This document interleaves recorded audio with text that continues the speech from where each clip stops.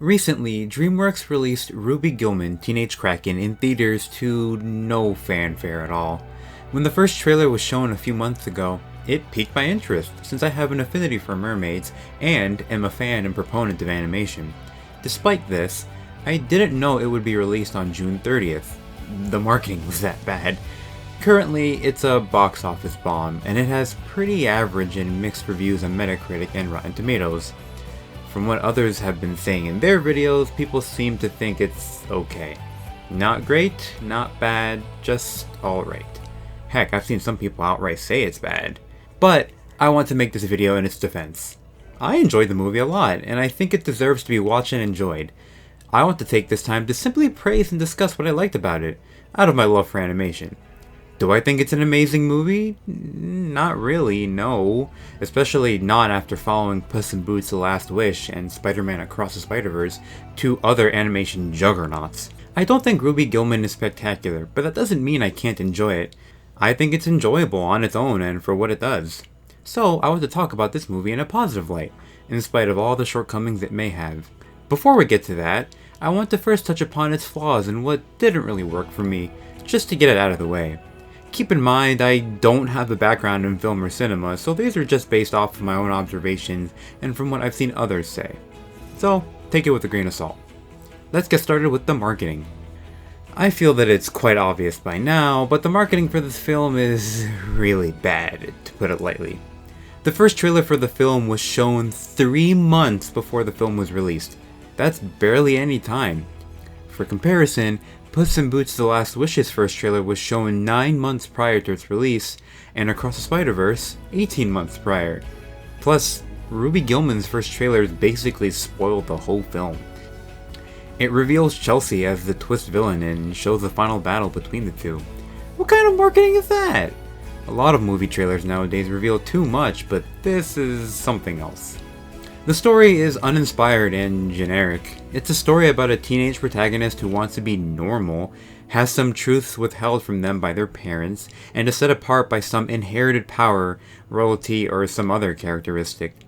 Said protagonist has to come to terms with said characteristic and accept who they are, using that to overcome some obstacle, literal or metaphorical, and make their own path. It's quite predictable. Which is not to say that these types of stories are inherently bad, no, not at all. They can be wonderful when executed really well. But with Ruby Gillman, you can see most, if not all, of the story beats coming.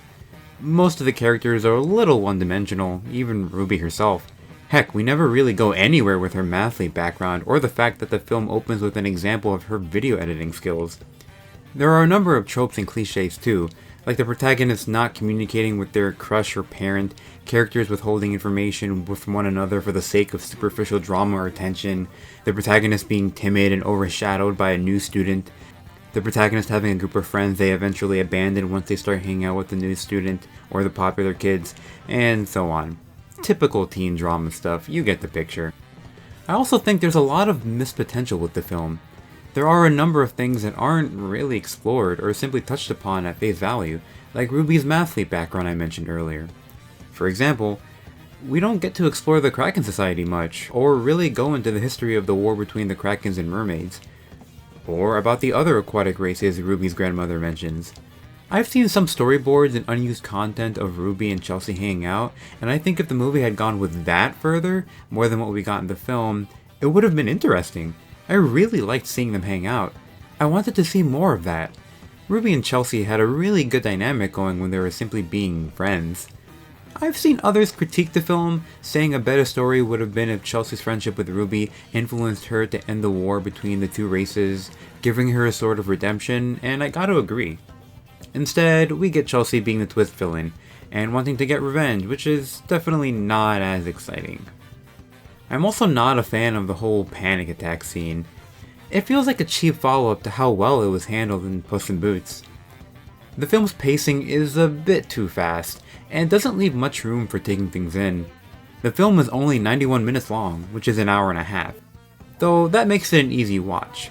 Despite me liking the art style of the film, some of the human characters are a bit hard on the eyes. They look like those designs made by corporations in their ads. Even Ruby's friends. I mean, why is Treven's head so small for his body? And look at Connor. Why are his pupils so big? It feels weird, but it's different, so I'll give it that. That's all I have to say regarding what the film's shortcomings were. Now, let's get on to what I enjoyed about the film. What really drew me to the movie was the animation. It being animated already made me want to go see it. The movie doesn't do anything groundbreaking with its visuals, but it's cute. All of the characters, especially Ruby and her family, are smoothly animated. It can be a bit manic sometimes, but it adds layers of personality to them. It feels like a mix between realistic movements and the frantic, energetic style of Hotel Transylvania. It also reminds me of Rubber Hose animation from the old 30s cartoons, or even modern day Cuphead. And, since the movie is animated, it has the freedom to go wild with how characters are portrayed. Take Ruby for example. Being that she literally doesn't have bones makes sense with the way she contorts and stretches her limbs. Plus, the art style is very nice to look at. It sits at this nice middle ground between cartoonish CGI and realism. The movie's use of color is really great too, particularly the scenes when Ruby is underwater in her giant kraken form, as she glows with this bioluminescence. The way she swims around these scenic splashes of bright neon colors is delectable. Or when she's having that chat with Chelsea, and the two are lying on a layer of sand, and the ocean above looks like the night sky. The Kingdom of Krakens is also really amazing to look at. The use of bright color, texture, and swirls in the architecture are all just great. I think my favorite visual aspect of the movie occurs in two parts. When Ruby visits the Kingdom of the Krakens for the first time, and when she attempts to obtain the Trident of Oceanus for Chelsea, and she manages to break into the barrier. Within the sphere containing the trident, the background has these colored lines and swirls. It looks very trippy and psychedelic, and it reminds me of the battle background in the Mother games. The movie's character designs are all really pretty to look at. Ruby has a cute design. Her thin, long limbs complement her round, elastic, almost pudgy face. Her giant kraken form is really cool too, with the additional leg and bioluminescence being fun to look at. She gains glowing suction cups, fins, and spots that almost resemble glitter. It's unique. This also applies to her mother and grandmother as well. Chelsea, despite being a parody of Ariel, has a nice design as well. I like how the pants she wears are colored and textured to resemble her tail. Speaking of Chelsea, or Nerissa, I really like the design of her real form.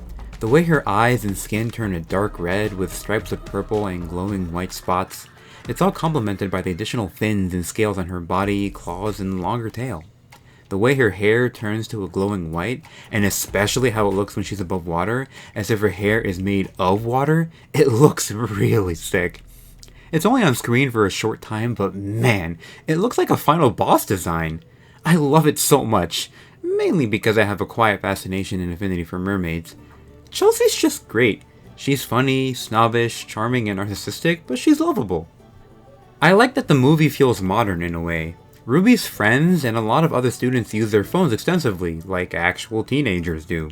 Ruby's friend, Treven, who's a gamer, makes content and has a following.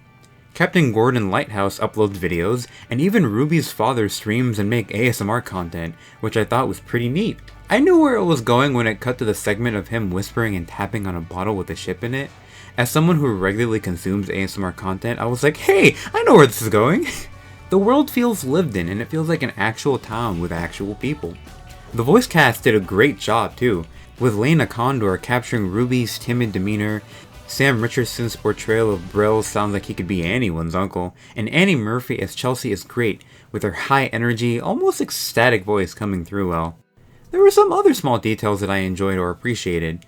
There was a scene when Ruby enters her giant form for the first time, and she's hiding behind the lighthouse.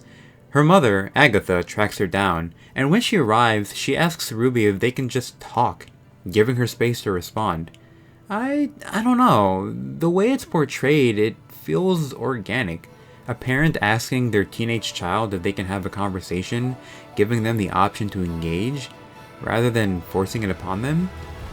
For a movie full of tropes, it felt refreshing. I don't think I've seen that all that much in movies or media. Or maybe it's everywhere and I just need to look more at stuff. I thought Ruby's prom dress at the end of the movie was very beautiful.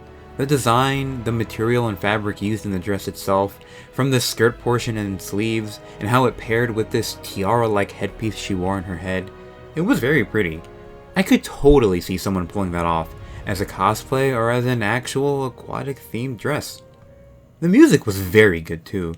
The score by Stephanie Ikonomu complements the film well, from its quiet moments to its more dynamic, fast-paced scenes. The two original songs, This Moment by Mimi Webb and Rise by Freya Writings, are pretty catchy tunes, the kind you would listen to on your way to work, bobbing your head and tapping the wheel to. The whole soundtrack is a little over an hour long, so it's long enough for you to go through in one sitting, using it as background music to do other things. Heck, I listened to it while writing the script. All in all, I think Ruby Gillman is an enjoyable movie. I agree with the viewpoint I've seen from others that this film needed more time to develop, or it could have been made into a series of sorts. Is it the best thing I've seen? Again, no, certainly not. I've heard all sorts of opinions on the film, ranging from it being bad to just good. In my opinion, it isn't bad, but it isn't spectacular either. It's a simple film. As someone said, the film isn't unbearable, and at worst, it's forgettable. Some have said that because it's a kids' movie, it's not surprising that the film performed as well as it did, which I think is incredibly unfair. Media aimed at children and younger audiences don't have to be held to a lower standard. Children deserve better. Heck, there's tons of media that is primarily aimed at children but is amazing, like Gravity Falls. I do feel a bit sorry for the artists, animators, writers, and all those who worked on this film. It sucks that they're not being properly rewarded for their hard work, since the film is bombing financially. My multiple viewings of the film isn't going to change that.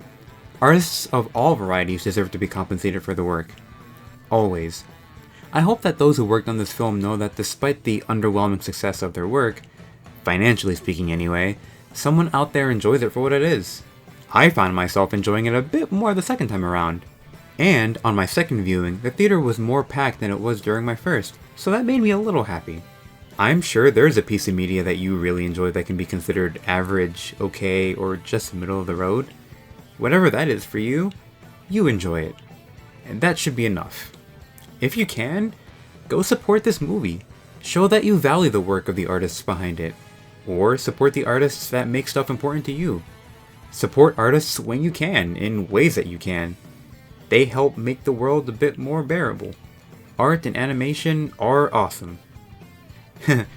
Okay, I'll get off my soapbox now. I enjoyed this movie, if that wasn't obvious enough. If you made it this far, thanks for watching. Let me know what you thought of the film in the comments below. And check out some of my other videos. Be sure to like, comment, and subscribe. And that's it for me. Until next time, have yourself a damn good one.